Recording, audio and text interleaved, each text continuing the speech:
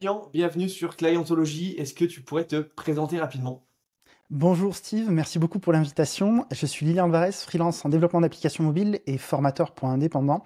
J'aide les freelances de l'IT à soit se lancer en freelance, soit à développer leur activité, donc trouver plus de clients, se vendre, négocier, que ce soit leur taux journalier, le télétravail, les clauses de contrat, travailler aussi des sujets de relations clients. Voilà. Et j'ai un organisme de formation certifié Calliope. J'ai accompagné plus de 180 personnes et il existe mon organisme de formation depuis 2020. Ah ouais, carrément, carrément. Et tu m'as même accompagné en 2021, je crois que c'était en quelle année? Exactement. C'était non, non, ça a été un super boost. Donc moi je voulais te parler, je voulais te faire venir sur le podcast parce que tu as d'énormes compétences en vente et en selling. Est-ce que tu peux nous parler un petit peu de tout ça, nous parler un petit peu de quels sont tes mentors, quelles sont les personnes qui t'inspirent, et puis après je vais te poser des questions un petit peu plus précises. Tu parles sur la vente Ouais. spécifiquement? Ouais. Alors moi pour la vente, j'ai eu plusieurs sources de réflexion. La première, elle est très contre-intuitive, c'est la sociologie des organisations. La sociologie des organisations, c'est une discipline un petit peu, ça ressemble beaucoup à la théorie des jeux pour ceux qui connaissent. L'idée, c'est de se poser 4 questions. Je ne sais même plus si je me souviens des questions, mais la première question, c'est déjà comprendre un petit peu les intérêts. C'est-à-dire, ok, j'ai une personne en face de moi. Les gens arrivent très bien à comprendre leur intérêt à eux, Ouais. mais ils ont rarement la capacité, une véritable empathie, c'est-à-dire de se mettre à la place des autres et de voir la situation par le spectre des autres parce qu'ils sont souvent aveuglés par leurs propres intérêts. Je te prends un exemple. Imaginons que je veuille te gagner comme client pour te vendre une prestation de service. Moi, mon objectif, c'est de te vendre ma prestation, à tout prix. Maintenant, il faut que je me mette à ta place et que je me dise, ok, quel est toi, ton intérêt personnel à acheter ma prestation? Ok. Et essayer de comprendre aussi tes contraintes, peut-être tes contraintes budgétaires, tes contraintes en matière de temps, etc. Donc, contraintes, intérêt, pouvoir aussi, quelle est ta capacité, surtout quand je veux vendre à une entreprise. Peut-être que je suis face à un manager qui, lui, a des contraintes budgétaires qu'un dirigeant n'aura pas, puisque le dirigeant, c'est lui qui a le plus grand pouvoir en fait dans une société, sa capacité à décider le prix qu'il va payer. Par contre, un manager, souvent, on va lui donner des directives, on va lui dire, bah, voici le budget max, et t'as pas intérêt de dépasser mon coco. Et donc lui, il doit naviguer avec ces contraintes-là. Donc en comprenant finalement l'acteur que tu as en face de toi, la personne que tu as en face de toi, qui il est, ses objectifs. Tu vois, le manager, par exemple, lorsqu'il va embaucher quelqu'un, il a souvent des problématiques de OK, je vais respecter le budget. OK, il faut que la prestation elle soit faite comme il faut. Et ensuite, moi j'ai un intérêt, c'est souvent la productivité. Les managers, très souvent, ils ont des contraintes au niveau des deadlines, des échéances. Et si tu arrives, par exemple, lorsque tu es dans un processus de vente avec un manager, à lui poser cette question, est-ce que vous avez des contraintes de temps par rapport à cette prestation? Oui, on a des contraintes de temps, il faut que ce soit livré à telle date. D'accord. Et dites-moi, qu'est-ce qui se passe si la date n'est pas respectée et qu'on dépasse? Ah ben on va avoir telle et telle problématique. Ah d'accord. Et qu'est-ce qui se passe si vous avez telle et telle problématique? Ah ben ça va avoir tel impact sur le chiffre d'affaires. Ah d'accord. Et selon vous, qu'est-ce qu'on doit mettre en place justement pour s'assurer de ne pas dépasser cette deadline? Et ensuite, peut-être que dans mon offre, je vais mettre une garantie du genre, si on dépasse cette deadline, eh ben, vous ne payez pas ma prestation. Ouais. Peut-être que je vais faire plusieurs offres d'ailleurs. Une offre avec la garantie, une offre sans la garantie. Et peut-être que la personne elle va prendre l'offre sans la garantie, mais le simple fait d'avoir proposé la garantie, ou ne serait-ce que d'avoir posé les questions, de s'être intéressé sur les contraintes temporelles et les conséquences du non-respect, en fait, il va vouloir travailler avec moi parce qu'il va se sentir compris. On dit Ouais. souvent une phrase en vente qui est un client, il achète non pas lorsqu'il a compris ce que tu vas lui vendre, mais lorsqu'il sent qu'il a été compris. Et moi, pour avoir accompagné beaucoup de freelances, ce que je remarque, c'est que la plupart des gens qui vendent de la prestation de service et même les vendeurs de manière générale, c'est qu'ils ne creusent pas assez le besoin client. Ils ne posent pas assez de questions, ils ne posent pas assez le pourquoi. Ouais. Tu vois, c'est ah oui, ben je souhaite travailler mon acquisition client, mais pourquoi exactement? Qu'est-ce que tu as mis en place jusqu'à présent? Qu'est-ce que tu aimes et qu'est-ce que tu n'aimes pas par rapport à ce que tu as testé jusqu'à présent? Tu vois. Et au fond, pourquoi est-ce que tu souhaites travailler l'acquisition client? Quel type de client tu cherches? Tu Ouais. vois, qu'est-ce qui se passe si tu fais rien? Pourquoi maintenant? Tu vois, toutes ces questions-là, généralement, les gens, ils restent en surface, ils les posent pas, et du coup, comme ils comprennent pas bien ce qui se passe vraiment et le pourquoi du comment, ben, leur proposition, en fait, elle tombe un petit peu dans l'eau. Et derrière, le client, il se sent pas compris, il achète pas. C'est hyper intéressant ce que tu dis parce que on creuse pas assez et je pense qu'en fait quand on est freelance très très souvent, enfin en tout cas moi aussi j'accompagne des freelances, je me rends compte, c'est certains freelances sont gênés de poser des questions, sont gênés de dire pourquoi tu as besoin de ça. C'est vrai, Ils se disent est-ce que si je pose cette question, il va pas se sentir agressé? Bah non en fait, c'est juste que tu essaies de cerner le c'est besoin, très vrai. tu essaies de lui montrer que tu t'intéresses à lui en fait. C'est pas oui OK ça marche parce que justement c'est encore pire si tu dis juste oui ça marche, OK on commence demain, ben si tu t'intéresses pas à moi, enfin, c'est pas logique. Et du coup, comment tu peux savoir ce que j'ai vraiment besoin? Donc, c'est hyper intéressant. Mais Mhm. voilà, toujours se mettre, comme tu dis, dans les chaussures du prospect pour le comprendre. Et finalement, c'est un petit peu ce qui se passe aussi. Tu vois, tu vas dans un magasin, tu passes la porte. Quand une personne, enfin, tu sais, un vendeur ou une vendeuse te demande, OK, vous avez besoin de quoi? Pourquoi? Elle essaie de t'apporter la solution la plus parfaite à ton problème. Versus, Mhm. salut, t'as vu qu'on avait des machins en solde? Est-ce que je t'ai dit que je portais des, je sais pas, des mocassins? Non, je porte pas des mocassins, qu'est-ce que tu me parles? Donc c'est un petit peu la même Mhm. démarche. C'est la même démarche, il faut creuser. Par contre, il y a une grosse problématique à laquelle beaucoup de freelance et même de vendeurs au sens général se heurtent, c'est le principe de résistance à la vente. Ouais. Et très souvent, moi, le discours que je vois, c'est ouais, j'aime pas l'expérience de la vente en tant que client. Du coup, j'ai surtout pas envie de répliquer ça en tant que freelance. C'est vrai. Et du coup, j'ose pas poser les questions parce que j'ai l'impression que c'est intrusif, parce que j'ai l'impression que je vais déranger, etc. Mais du coup, je saborde la vente complètement. Ouais. Je discutais, tu vois, pas plus tard qu'il y a une heure et demie, 2 heures, avec un dirigeant d'une PME, enfin d'une TPE plutôt. Il a une dizaine d'employés, il a une agence web mobile. OK. Et le pauvre, il est surmené, sa rémunération par rapport au niveau de stress qu'il a, elle est complètement décorrélée. Et justement, il a pas travaillé le sujet de l'acquisition client et on en discutait. Et en fait, c'est un vrai sujet, cette acquisition client. C'est un vrai sujet. Je reviens un petit peu en arrière par rapport à ce que je disais concernant la résistance à la vente. On peut faire un mini tuto si tu veux ensemble. Par exemple, quand je vais aborder une conversation avec un prospect, généralement, il me connaît pas, ou alors il me connaît depuis un certain temps, mais c'est encore plus vrai lorsqu'on fait de la prospection à froid, ou en tout cas lorsqu'on a un client froid qui ne nous connaît pas du tout. Du coup, il y a le niveau de confiance finalement qu'il a envers nous, il est au plus bas, et Ouais. on peut pas lui en vouloir. On peut pas lui en vouloir, tu vois. C'est normal qu'il ait cette méfiance, tu vois. Donc moi, l'une des premières questions que je vais dire, c'est bonjour, donc de ce que j'ai compris, je vais reformuler tout de suite ton besoin, vous m'avez contacté parce que vous avez éventuellement un besoin sur tel et tel sujet, ou vous vous intéressez au sujet de l'acquisition client, vous souhaitez écrire des articles pour améliorer le SEO, Ouais. ou alors vous souhaitez une prestation d'articles, c'est bien ça? Oui, c'est bien ça. Ok. Et qu'est-ce que vous avez pu voir au sein de mon contenu, ou sur mon profil Malte, ou sur mon profil LinkedIn, qui a retenu votre attention et qui vous a motivé à réserver ou à accepter ma proposition de rendez-vous? Ah ben j'ai vu tel et tel sujet. Ah, donc déjà, je commence à récupérer des informations sur la manière dont je vais orienter mon rendez-vous. Ouais. Ah, très bien. Et est-ce que vous avez vu autre chose? Ah ben oui, il y avait aussi ça, ça, ça, j'ai bien aimé. Ah, ok, très bien. Ben écoutez, l'objet de notre appel aujourd'hui, il est assez basique. Tu remarques le assez basique? Ouais. Assez basique, c'est pour aussi, tu vois, il y a pas de pression en fait, c'est Baisse la assez garde. basique. Ouais. Exactement. L'idée, c'est que j'en sache un petit peu plus sur votre situation actuelle, par rapport à votre projet, heu, d'écriture d'articles ou de développement de plateformes, de sites internet, d'applications mobiles et cetera. Vos objectifs au niveau de ce projet-là, qu'est-ce que vous souhaitez accomplir? Quels sont les résultats, que vous souhaitez atteindre? Pour voir si, en fonction de la marche à franchir, je suis en capacité ou non de vous être utile. Qu'est-ce que je viens de faire là? Je viens de dire, peut-être que je suis même pas en capacité de vous aider. Et là, ce que je viens de dire, c'est rien de révolutionnaire. Lui, ce qu'il cherche à savoir dans notre premier rendez-vous, c'est justement si je suis en capacité de l'aider. Ouais. Sauf que la plupart des vendeurs, ils arrivent en présumant le fait qu'on peut les aider. Pourquoi est-ce qu'ils présument tout de suite ça? Parce que généralement, ils manquent de clients, parce qu'ils ne travaillent pas assez l'acquisition client. Généralement, le cœur du sujet, c'est l'acquisition client. Du coup, qu'est-ce qu'ils font? On dit, bien sûr que je peux t'aider, alors même que la personne n'a pas encore partagé son Ouais. besoin. Ce Mm. qui crée quoi? De la résistance à la vente. Les gens se renferment sur eux-mêmes. Du coup, ils ne partagent pas réellement leurs vraies problématiques. Et quand ils ne partagent pas leurs vraies problématiques, tu ne peux pas y apporter une solution. Du coup, c'est un cercle vicieux. Alors que si je dis ça, tout de suite, je te mets à l'aise. Ah ouais, d'accord. Le gars, il veut pas me vendre, il veut pas me refourguer sa camelote à tout prix. Ok, cool. Et Tu crées là, la ce que je vais confiance. pouvoir dire éventuellement aussi, c'est une fois que j'ai... Exactement, je crée un lien de confiance.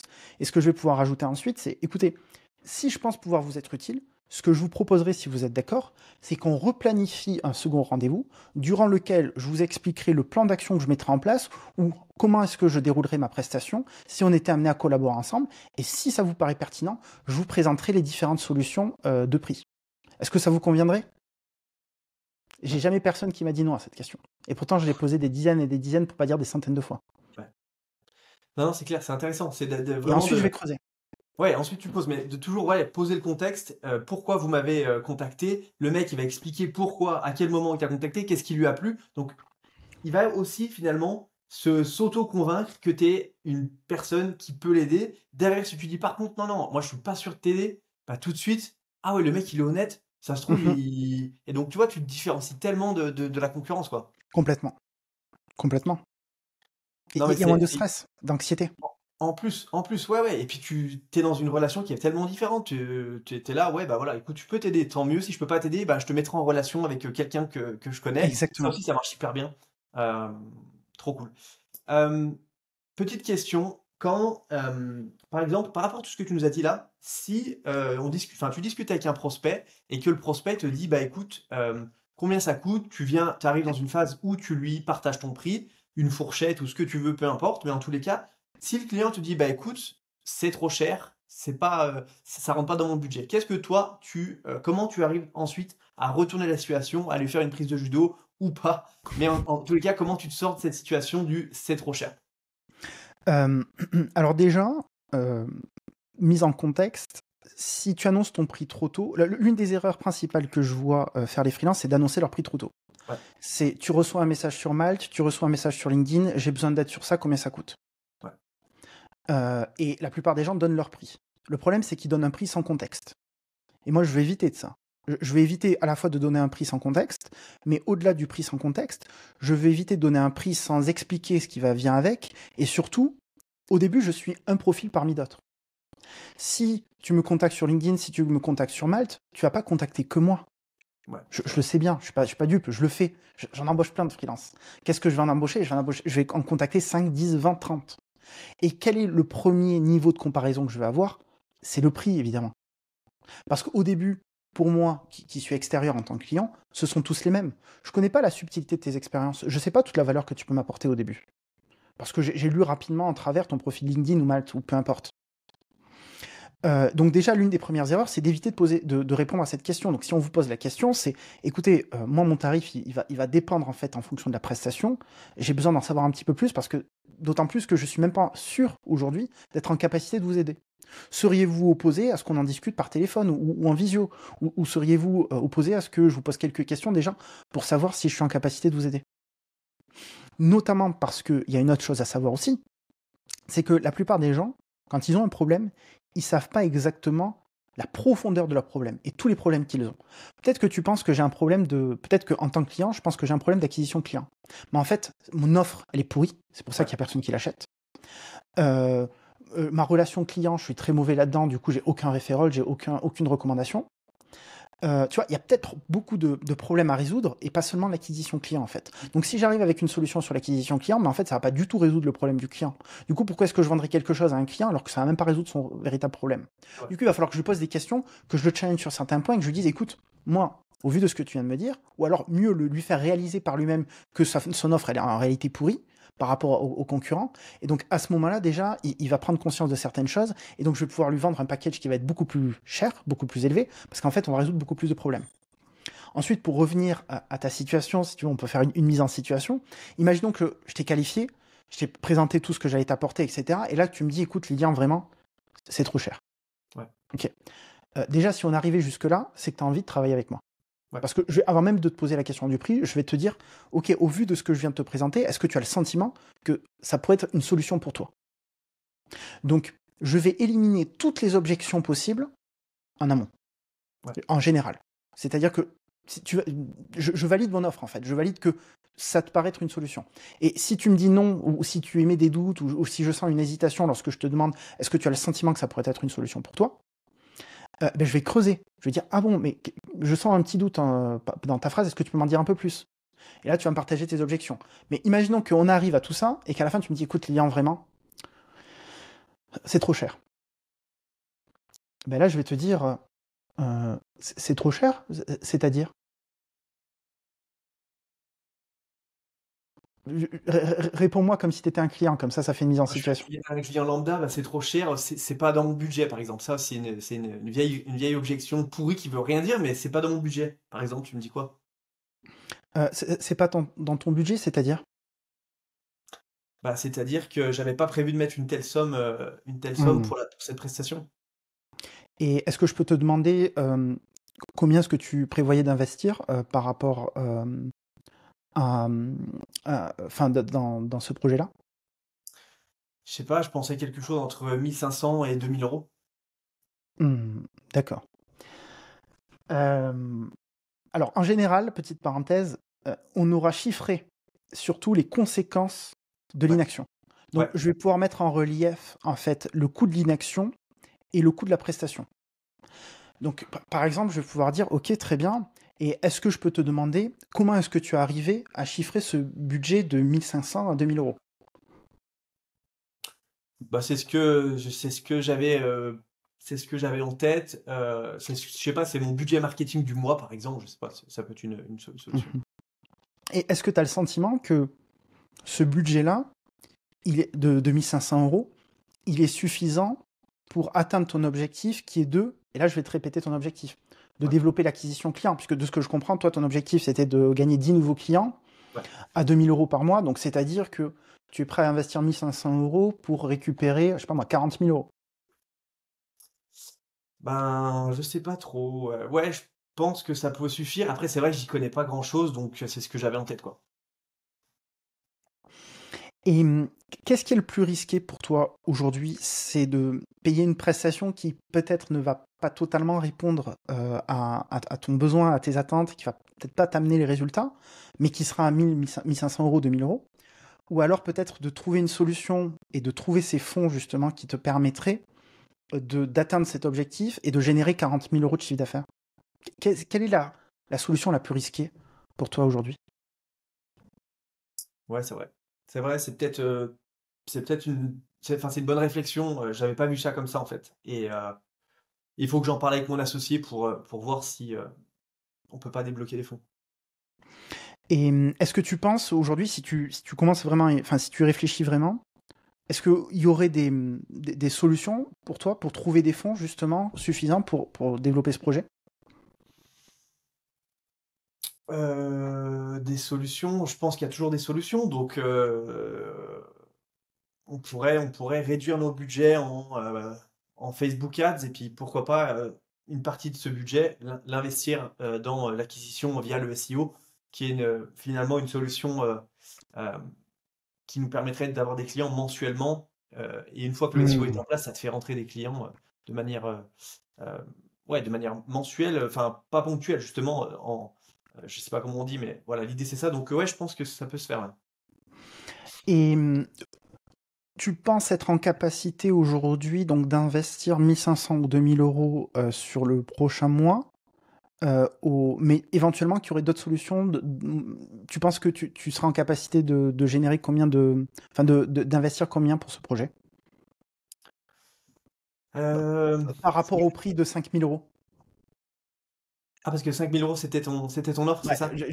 j'essaie de tirer les ficelles et d'improviser, donc avec les éléments que j'ai, hein, c'est pas Non, évident. c'est pas mal, c'est pas mal. Bah écoute, si on se permet de pouvoir arrêter l'acquisition via Facebook Ads, ce qu'on met en budget média, ce qu'on met aussi dans le freelance, je pense qu'on arrive à peut-être à récupérer 3 500 euros, il me semble qu'on paye mensuellement pour ce freelance Hmm. et cet accompagnement. Finalement, plus les 1 500, je pense on pourra arriver aux 5 000 euros, ouais.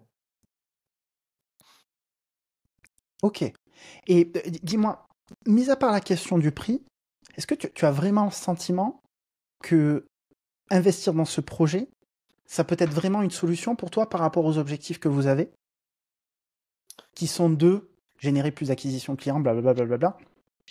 Je pense que oui, parce que voilà, on en a marre de dépenser de l'argent en Facebook Ads, en Insta Ads, en tous ces canaux qui sont Hmm. finalement, si tu coupes, bah, c'est fini. Alors que le SEO, encore une fois, un canal qui va te faire rentrer du trafic sur une longue période de temps. Et même si on travaille ensemble que 2 mois, je veux dire le troisième, le quatrième, le cinquième mois, on va générer des leads.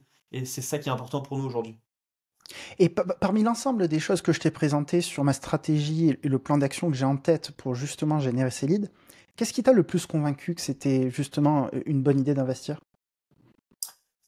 Bah, je pense que c'est ce que je te disais, le fait de travailler avec toi et travailler notamment avec ta méthode que tu m'as présentée, c'était intéressant parce que, encore une fois, on allait pouvoir capter des leads tout de suite et derrière pouvoir les garder via ce que tu m'expliquais là, une séquence email derrière qui part en nurturing. Et je trouve ça assez intéressant pour faire avancer les Hmm. leads dans le funnel.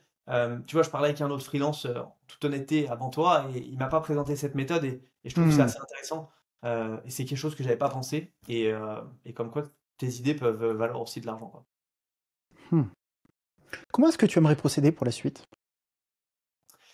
Et ben, ce que je te propose, c'est que j'en parle avec mon associé et si et je vais essayer de le convaincre de débloquer ses fonds et arrêter cette presta avec le freelance en Facebook Ads.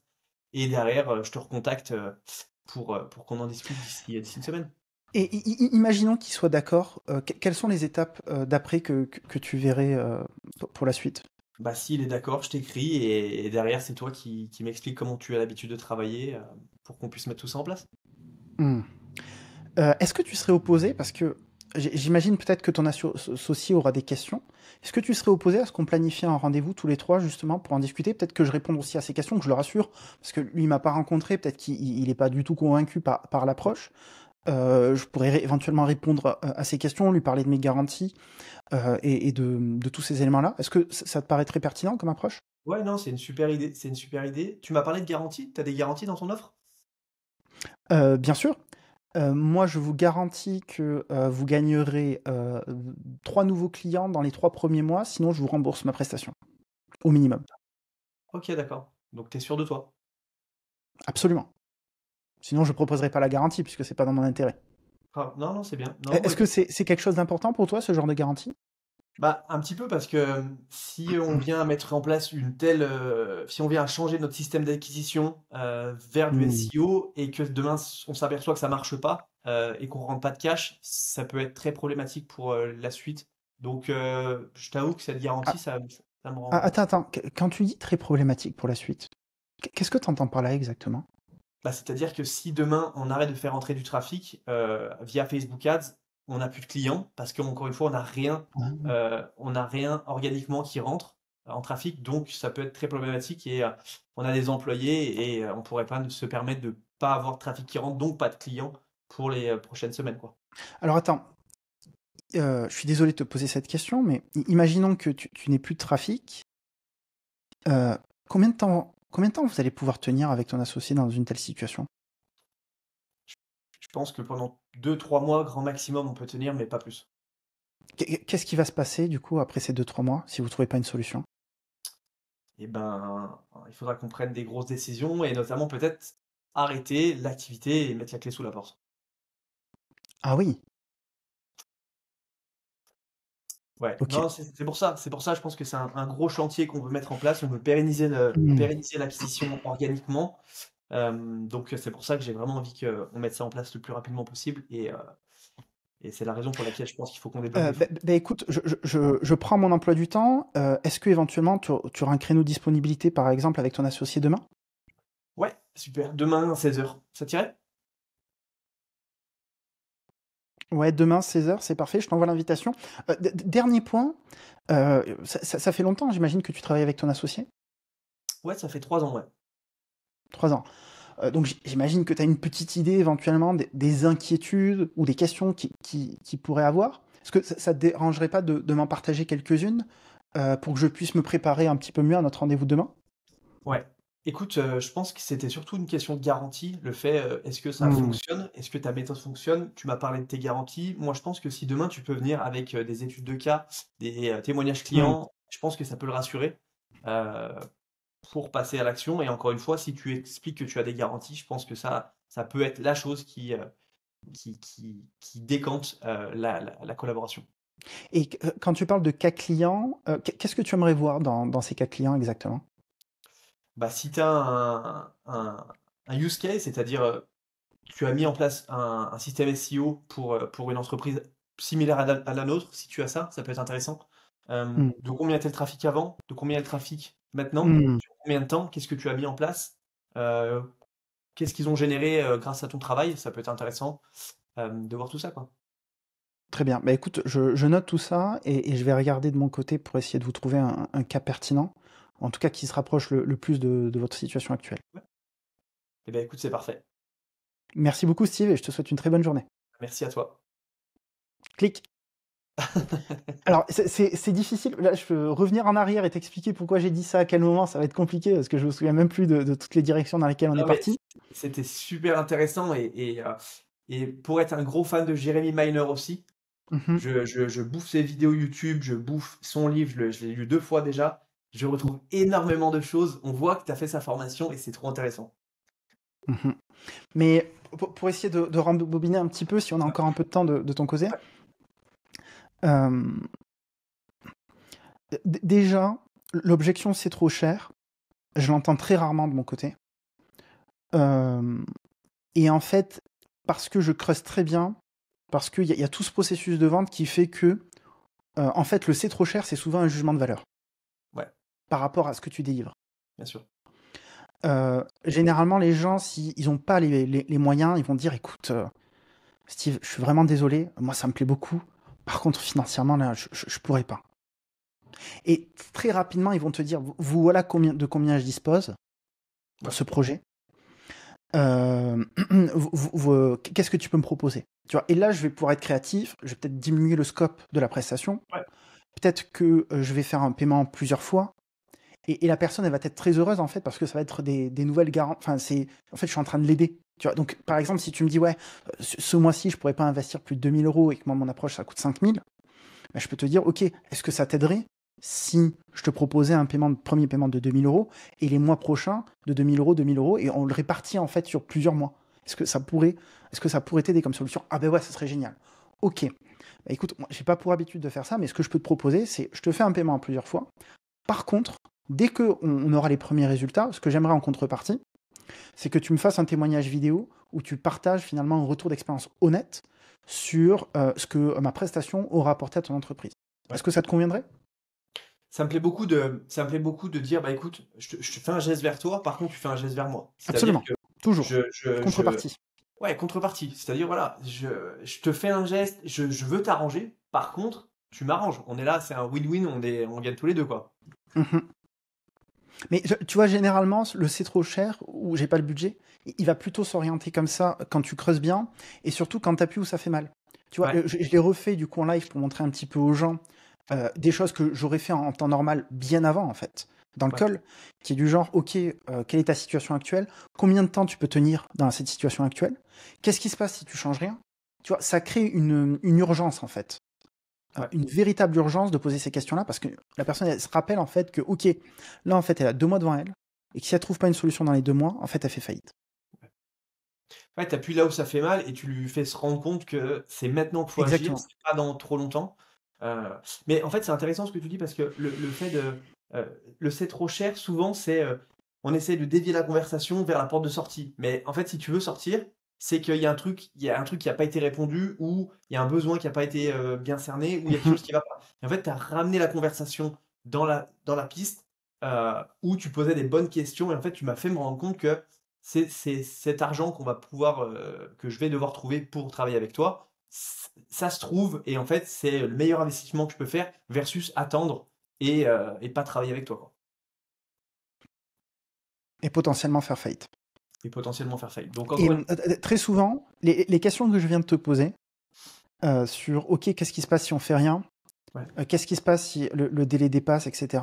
La plupart des gens sont très mal à l'aise à l'idée de les poser. ouais, Et je le comprends parce que je l'ai été aussi au début.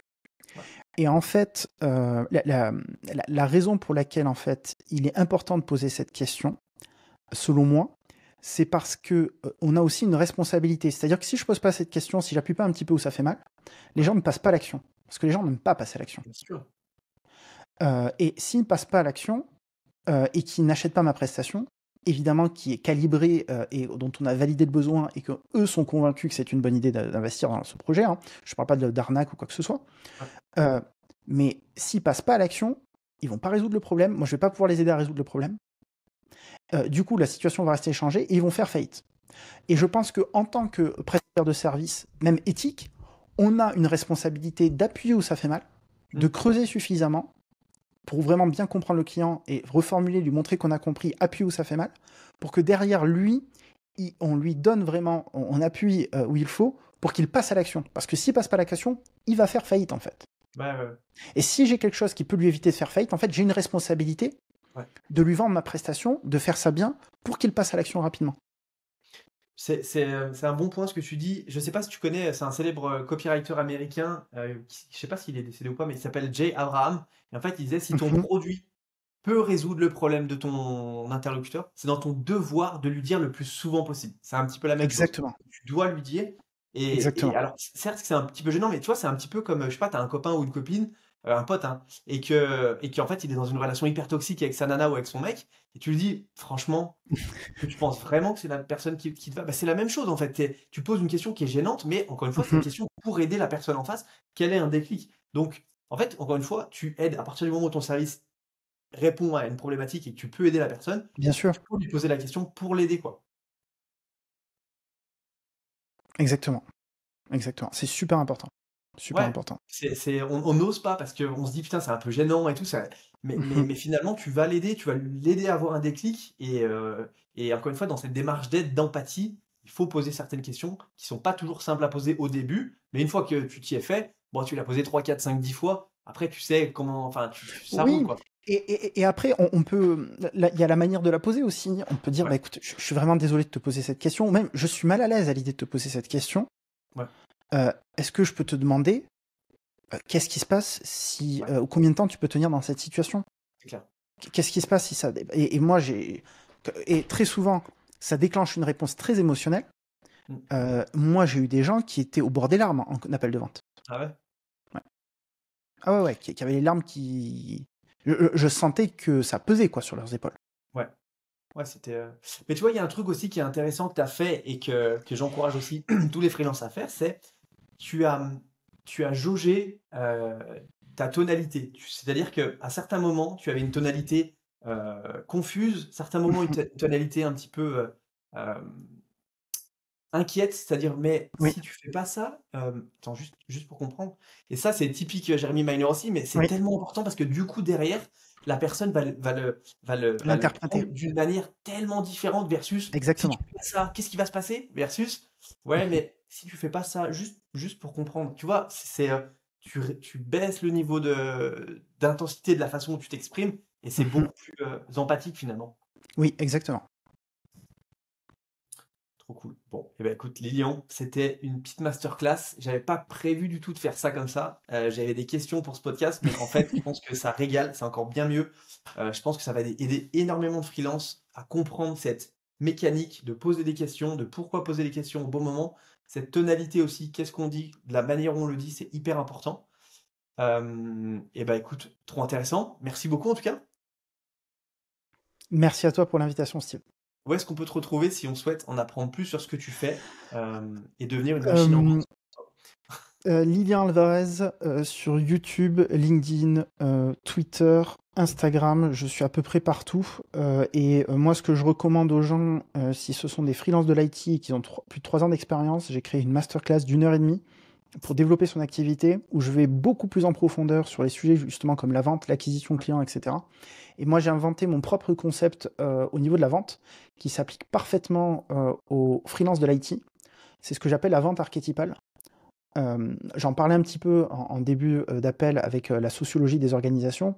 Et en fait, ce dont je me suis rendu compte, moi, avec l'expérience et en formant aussi des gens, c'est qu'on ne peut pas vendre de la même manière à un recruteur, Ouais, à un manager, à un dirigeant, à un responsable qui va nous évaluer sur le plan technique, sous-entendu, est-ce qu'on est vraiment compétent dans notre métier. Donc ouais, on ne peut pas se vendre de la même manière en fonction de ses interlocuteurs. il y a une approche. Moi, j'ai développé toutes les approches, des questions à poser avec cette question de tonalité, etc., en fonction des archétypes. Parce que si tu essaies, et moi, ça a été mon cas, et ça a été le cas de certains participants au tout début de ma formation, qui essayaient de vendre à un dirigeant, et qui essayaient de vendre à un manager de la même manière qu'un dirigeant, et en fait, on se prenait d'énormes claques. Ouais. D'énormes claques. Et on a été obligé d'ajuster, et c'est comme ça qu'est née la vente archétypale, où on va vraiment essayer de comprendre la sociologie, de comprendre les intérêts de la personne en face de nous, ses contraintes, son pouvoir, etc., pour adapter son discours et tricoter ensuite tout un fil conducteur de comment est-ce qu'on va conduire un entretien à partir de ça. Hyper intéressant. Je mettrai les liens dans la description. Dernière question. Quels sont tes 3 livres préférés sur la vente si on veut passer un cap en termes de vente? Je vois qu'il y a beaucoup de livres derrière. Qu'est-ce que tu recommandes? Ouais, moi je recommanderais le livre anglais de Jeremy Miner, The New Model of qui est Selling? très très très très fort. Pour moi, c'est le meilleur. Ouais, c'est de tout ce que j'ai pu voir, ce qui se faisait en vente, c'est de très très loin le meilleur aujourd'hui. Après, il y a le livre du Loup de Wall Street que j'ai lu, mais qui franchement, à côté, enfin, c'est très décent, hein. Ah Le ouais? Loup de Wall Street, la plupart des livres sur la vente, ils vont vous apprendre à qualifier un prospect, faire de la projection sur comment ça se passe la prestation, des trucs de base, mais déjà, si vous maîtrisez ça, vous serez un peu au-dessus de la moyenne. Maintenant, si vous voulez vraiment être dans le top 1%, top 0,1% des vendeurs du pays, ou en tout cas dans votre secteur, moi, je recommande plus Jérémy Miner, vraiment de se former, d'acheter des formations. C'est un budget, c'est vrai, mais si vous voulez vraiment avoir des compétences très élevées en vente, et voilà, investissez sur vous. Il n'y a pas de secret. Ça fait 2 livres seulement. T'en T'as veux pas un un troisième? dernier? Lisez un livre sur la sociologie des organisations. OK. Eh ben écoute, on finit là-dessus. Merci beaucoup, Lien. Merci à toi, Steve. À bientôt. Ciao. Ciao.